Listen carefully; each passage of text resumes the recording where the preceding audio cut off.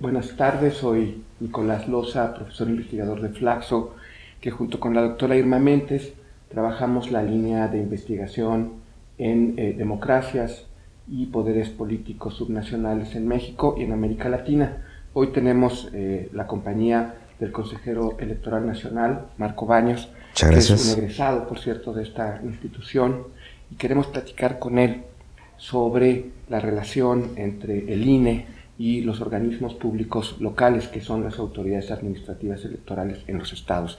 Irma, tú querías comenzar esta conversación con una pregunta al consejero. Sí, nos interesa saber qué piensas respecto al argumento a través del cual, digamos, sobre el cual se basó la transferencia de facultades al INE en materia de organización de las elecciones locales, fue la intervención de los gobernadores en los institutos electorales estatales y al mismo tiempo su partidismo.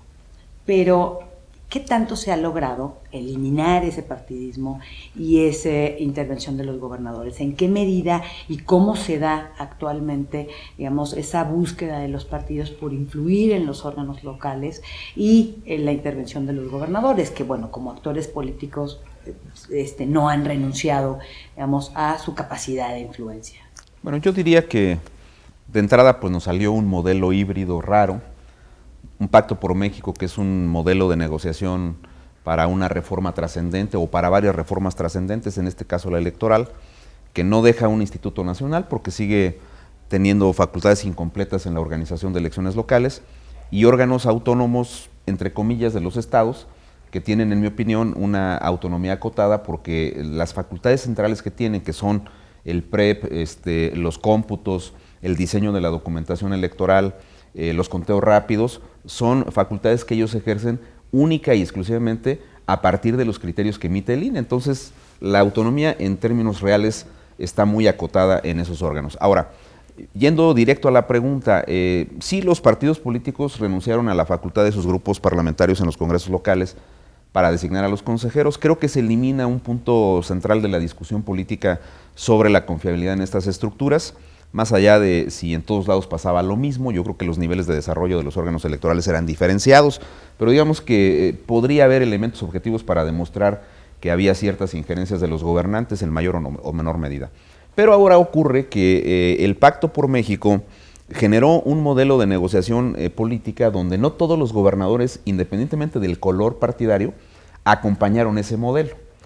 Tú puedes platicar con los gobernadores y los gobernadores te van a decir que ellos no estuvieron en medio de la discusión de las cúpulas de sus partidos y por consecuencia les ha resultado complicado asumir un modelo en el cual ellos tienen que pagar el monto del financiamiento, del presupuesto que tienen los órganos electorales sin que ellos tengan injerencia en esas entidades que organizan elecciones en los estados. Entonces el comportamiento ha sido muy diferenciado. Yo te diría que si revisamos casuísticamente, pues el Distrito Federal, el Estado de México, Jalisco, algunas otras entidades del sureste, quizá Campeche, quizá Yucatán, no han tenido problemas de que el Congreso local o el gobernador en turno ejerza alguna presión sobre ellos, pero hay otros donde es claramente presente la presencia y la presión que ejercen por esta vía los gobernadores. Morelos de manera muy señalada, es un caso en el cual en el último ejercicio de aprobación presupuestal para Morelos, el gobernador ejerció facultades primero para disminuir el proyecto de presupuesto, no obstante que quien puede modificar el presupuesto del OPLE es el Congreso local, no el gobernador. Entonces ya lo mandó cortado de entrada. Al finalizar toda la negociación de esa aprobación, les concedieron 11 millones de pesos, de los cuales 5 millones de pesos están comprometidos con pagos de pensiones y otras cuestiones laborales del propio órgano, es decir, 6 millones de pesos para un año de trabajo. Eso es absolutamente insostenible en un año que es el preámbulo de un proceso electoral local y federal. Esa es una primera cosa que yo quiero decir. Morelos, Sonora en la primera etapa del órgano electoral, fue otro caso sintomático, y uno que es también un poquito grotesco para sumarle algo, pues es el de Veracruz con la gobernatura de Duarte, donde ahí prácticamente quería condicionar la designación de los funcionarios de segundo nivel, es decir, el secretario ejecutivo y algunos directores, a la entrega del presupuesto. Esa parte me parece que está presente ahí, que hay que buscar alguna manera de erradicarla, y me parece que desde la academia, desde la experiencia de la administración del modelo, pues sí tendríamos que decir con toda claridad que se tiene que garantizar que haya autonomía presupuestal de estos órganos para que cumplan con la parte que les toca. Porque yo te diría que por la vía de las participaciones federales, en algún mecanismo que corra a cargo de la Cámara de Diputados, con una revisión escrupulosa, no se trata de que le autorices al órgano electoral todo lo que te pida, pero sí creo que se podría hacer una separación o una etiquetación de ciertos montos de las partidas federales y entregárselas de manera directa a los órganos electorales para evitar esta circunstancia que todavía se da en los estados y remarcar el punto de la autonomía. Ahora, otro detalle que yo quiero mencionar. Hemos diseñado desde el INE, y hay que decirlo de manera autocrítica, un mecanismo que reduce mucho la posibilidad de que se infiltren personas afines a partidos políticos. Pero hay que decirlo con claridad, estamos en tránsito de conseguir ese propósito. Todavía en algunos casos encuentras algunos consejeros que tienen alguna proclividad a querer inclinar la balanza indebidamente. El modelo es virtuoso porque finalmente no todos se prestan a eso y entonces se equilibra. Claro. Pero ahí sí lo tenemos muy focalizado, son casos muy específicos donde creo que podemos introducir medidas correctivas que abonen en favor de la autonomía de estos órganos. Y hay un detalle que me parece que es importante decirlo también. El objetivo de la reforma, que fue, entre otras cosas, abaratar los costos, se dijo de un lado, pero del otro lado también se dijo llevar las mejores prácticas de las elecciones federales a las locales. Esta parte de las prácticas, empiezo por ellas, está también en tránsito, pero también debo decirte que era absolutamente asimétrica la forma en la cual se organizaban las elecciones y la forma de conseguir los consensos para que hubiera aceptación y credibilidad sobre las elecciones locales era muy diferenciada, muy diferenciada. Entonces, una recolección de paquetes electorales que en el ámbito federal se ha cuidado mucho desde 1991 y se han establecido mecanismos para llevar el paquete hasta el Consejo Distrital en la compañía de los partidos políticos, a veces cuando se entregaba equivocadamente en un órgano local con la presencia de un notario para que no hubiera ningún cuestionamiento. Pues en algunos estados de la República era que le entregabas una cantidad de dinero para el traslado de un taxi al presidente Casilla y el presidente Casilla llevaba el paquete como él, claro, como él lo dijera. Ahora, hay otros estados, no sé, pienso en la legislación de Tlaxcala, que no han considerado las casillas especiales, ¿no? Son, como todos sabemos, una modalidad en la cual una parte de los electores en tránsito pueden votar para ejercer su derecho. Oye, Marco, quiero tomar algo que dijiste y que nos interesaba también que nos contaras. Un argumento, como señalaste, de la reforma fue abaratar las elecciones. Y pareciera que esta hibridez que resultó manteniendo los órganos autónomos locales y el Instituto Nacional Electoral con competencias en los estados, de repente nos duplica a las figuras administrativas, y yo no sé si los costos. Me gustaría que nos contaras cuál es la situación de gasto en la administración electoral antes y después de la reforma en las elecciones locales.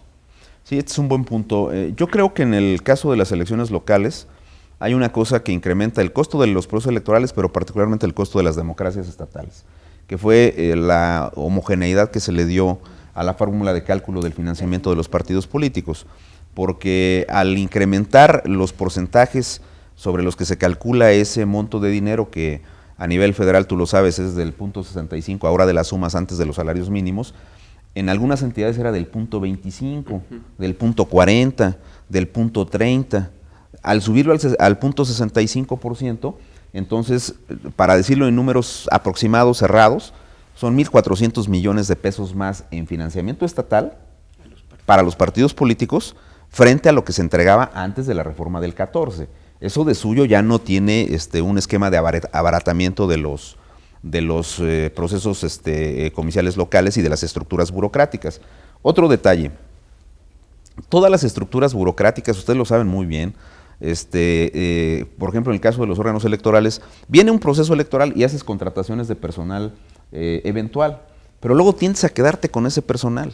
Yo te diría que el 60% de las estructuras administrativas de los órganos electorales de los estados, salvo algunas contadas excepciones, hacen esas contrataciones para cumplir algunas tareas del proceso electoral y se quedan con esas estructuras. Entonces, entras en un esquema de incongruencia porque por un lado les quitas atribuciones, porque ya no integran casillas, por decir la parte más sustantiva del trabajo operativo de un proceso, pero al mismo tiempo creces en personal. Esa parte, en lugar de abaratar, encarece, ¿no? Y no fiscalizan. Esa es la otra cosa. Esto que tú dices, Irma, la fiscalización se centralizó, para bien o para mal, como sea, pero está centralizada. Bueno, hay todavía algunos aparatos administrativos de los órganos de los estados que tienen unidades de fiscalización, que generan costos. Entonces, todavía nos falta un poco de revisión de esos aparatos administrativos para lograr que haya al menos en los costos de los aparatos burocráticos. En eso sí le daría la razón a los congresos locales y a los gobernantes, porque te dicen, si ya no pago aquí la integración de casillas, ¿por qué el presupuesto es más alto que antes de la reforma? Eso creo que sí valdría la pena tomarlo como argumento en favor de los gobernantes. Lo que no me parece correcto es que usen el presupuesto como un mecanismo de presión, porque ahí sí se ve una injerencia claramente política, y Durango fue un caso señaladamente pues paradigmático en relación a ese modo de injerencia. Claro. De hecho, fíjate que una de las preguntas que también queríamos hacerte es en relación precisamente a los casos Chiapas, Colima, Durango. ¿En qué medida estos casos pues cuestionan el profesionalismo de los OPLES y el proceso de designación de sus miembros? Finalmente, digamos, esta idea de eliminar el partidismo, elevar el profesionalismo, pues ¿en qué medida se ha logrado? Estos casos son paradigmáticos y digamos, ponen en tela de juicio finalmente lo logrado. Mira, el caso Chiapas es un caso en el cual yo haría dos reflexiones. Uno es lo más indeseable que ha pasado en los últimos 26 años de la historia electoral de este país, porque se acreditó un fraude en la integración de una lista nominal. Pero también creo que no los 7 estaban involucrados, que el nivel de culpabilidad, por señalarlo de alguna manera, es diferenciado. Hay 2 casos de esos 7 consejeros donde hay elementos objetivos para derivar la responsabilidad, para imputar eso, una responsabilidad en el sentido de que habían alterado la lista nominal. En los otros casos es más difuso, es más un asunto de omisión que de acción en el procedimiento. Pero tienes toda la razón, esa parte pone lamentablemente en entredicho un modelo. Ahora, te diría una parte que sí me parece positiva. Hay, del universo de los consejeros y consejeras que fueron designados, un 60-70% de consejeros que se han puesto la camiseta y han ido sobre la base de modernizar las estructuras y los procedimientos de sus órganos electorales en una sinergia positiva con el INE. Esa parte también hay que destacarla, pero estamos en ese proceso, porque recuerden ustedes que desde la teoría sociológica lo más difícil es cambiar cierto tipo de concepciones, percepciones y hasta valores, ¿no? Conductas. Entonces, estamos en ese tránsito que me parece está ahí, pero yo te diría, sigue habiendo algunos resabios que hay que modificar. Hay un caso que a mí me llamó mucho la atención, que fue Sonora, donde 4 consejeros pretendían tomar siempre, casi usando el símil de la novela, pues al cielo por asalto, y entonces tomaban las decisiones a priori, ya ni querían negociar con los otros 3, y eran decisiones, en mi opinión, sesgadas. Se tuvieron que tomar algunos correctivos importantes ahí. Esos casos se han venido eliminando, pero estamos en ese tránsito. Creo que vamos avanzando, pero todavía faltan cosas. Marco, y más allá, digamos, de estas cuestiones administrativas, digamos, hay un par de procesos que solo los pongo como ejemplos de la relación entre el INE y los OPLES, que son por un lado la casilla única y por otro los PREPs, en donde tú mismo decías, el PREP, por ejemplo, lo puede hacer el órgano local, pero es con los criterios que señala el INE, y hay una división de tareas que hace que las cosas sean difíciles. Por ejemplo, los capacitadores los pone el INE, el personal lo contrata el OPLE, y eso en la operación es muy difícil. Yo estoy ahorita participando en una comisión técnica de un PREP y veo cómo los del órgano local pues tienden a ver al INE como una figura que les complica el trabajo, y seguramente el INE es muy probable que vea a los del órgano local como una figura que les complica el trabajo. Entonces, ahí esta relación la veo muy tensa, muy difícil, y creo que en el fondo lo que nos plantea es cuál va a ser, a tu juicio, el esquema de relación entre autoridades administrativas locales, autoridades federales y del propio federalismo electoral en México. Mira, esto es como una relación de matrimonio, ¿no? Pasan las primeras semanas de pues esa intensidad y esa te perdono todo, ¿no? A la etapa de la negociación para las cosas que le resultan importantes a cada quien, ¿no? Aquí en el caso de los órganos electorales de los estados, hemos llevado 3 años en los cuales ese forcejeo ha sido importante, pero también te quiero decir que nosotros creemos firmemente que la metodología que hemos desarrollado es la mejor, y ellos creen que hay muchas prácticas, y lo dicen también con cierta legitimidad, pues que podrían ser mejores que las federales. Entonces, en ese forcejeo nos hemos llevado un tiempo. Creo que en las últimas semanas particularmente hemos avanzado en la idea de que si seguimos en esa ruta no vamos a llegar a un buen puerto, sobre todo en una elección que va a involucrar 3,700 cargos aproximadamente en disputa, y eso te llevará, pues no sé, entre 38 y 40,000 candidaturas, por decir algún número. Entonces, no queremos vivir escenas como algunos órganos municipales de ciertos estados que llegaron con las bolsas de boletas electorales a granel y le dijeron a los consejos distritales, pues tú integras las casillas y tú distribuyes los paquetes, pues tú cuentas las boletas que deben ir a cada uno de esas casillas. Es un tema de forcejeo, que va más allá de un diseño ideal, que está en el corazón de las prácticas y lo voy a decir coloquialmente, de la forma en que se llevan en los estados, ¿no? En los estados hay mucho celo por las atribuciones que le toca a cada institución, y unos forman parte de órganos federales, el caso del INE, otros son parte de las estructuras de los órganos estatales, y entonces los órganos estatales empiezan por decir, no, pues si eso nos toca a nosotros, entonces tú no te metas, aunque la ley lo diga, déjamelo a mí, y en esos forcejeos nos hemos llevado tiempo. Te diría que hemos tomado una decisión de cierta inflexibilidad en los procedimientos operativos. No nos vamos a meter mucho en la parte de la interpretación de la ley, porque ahí sí responden los consejeros electorales locales, pero en la parte operativa sí, porque depende del instituto. Y creo que para bien hemos logrado también una cuestión. Las elecciones, en otra perspectiva, han sido un negocio.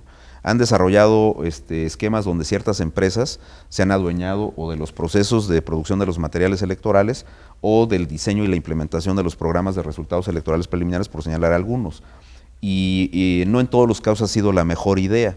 En algunos casos ha funcionado bien, en otros no, tú lo sabes bien, pero ahora con el reglamento de elecciones que emitió el instituto, la metodología es INE, y la idea es que logremos una plataforma de la cual se puedan colgar todo mundo con el software que le toque, porque los esquemas de conteo de votos son diferenciados en los estados. No en todos los estados tenemos las mismas coaliciones, no en todos los estados tenemos las mismas elecciones, el mismo número de partidos. Tlaxcala, por ejemplo, tiene la elección de las presidencias de las juntas municipales. Nayarit tiene una boleta para otra elección de RP. Entonces, no es lo mismo generar fórmulas de conteo de votos para Tlaxcala que para el Distrito Federal, ¿no? Ni tampoco es lo mismo hacer los cómputos en Michoacán o Guanajuato como se tienen que hacer en el DF. En la Ciudad de México o Distrito Federal, según se diga, pues hay todavía una instrucción de la ley que la noche de la jornada electoral empiezan los cómputos, y esa parte hay que respetarla, porque si no sería regresivo. Pero estamos en ese tránsito de ajustar estas cosas operativas, y yo te diría que veo con cierto entusiasmo que lo vamos a lograr así. Oye, ¿y los partidos en qué medida siguen presionando para distribuirse los cargos dentro de los OPLES? Es decir, esa era una práctica, digamos, la verdad, común dentro de los institutos electorales estatales. Es decir, si tú vas, digamos, en el Estado de México, era clarísimo que te decían, incluso esa dirección le toca a tal partido, y la otra le toca al otro partido.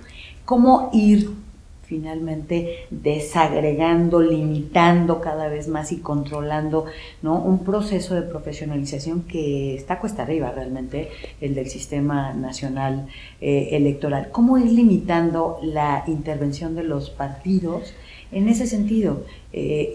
Al mismo tiempo, digamos, respetando el derecho que tienen en los procesos legalmente y en los espacios que tienen legalmente establecidos. El Estado de México fue un caso paradigmático en esa materia, porque para tener tranquilos a los partidos, en efecto, le daban una dirección ejecutiva a un partido, es decir, un partido ponía a un director ejecutivo de organización, de capacitación, de prerrogativas.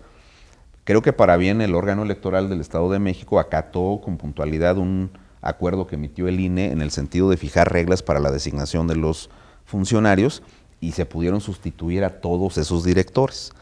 Claro que hubo cualquier cantidad de cosas en medio con los partidos y algunos partidos políticos que salen a la luz pública a decir que lo que debe prevalecer es la honestidad y la moralidad, pues son los que más presionaron mantener en sus cargos a esos funcionarios. Eso ahí lo dejo como una cuestión importante.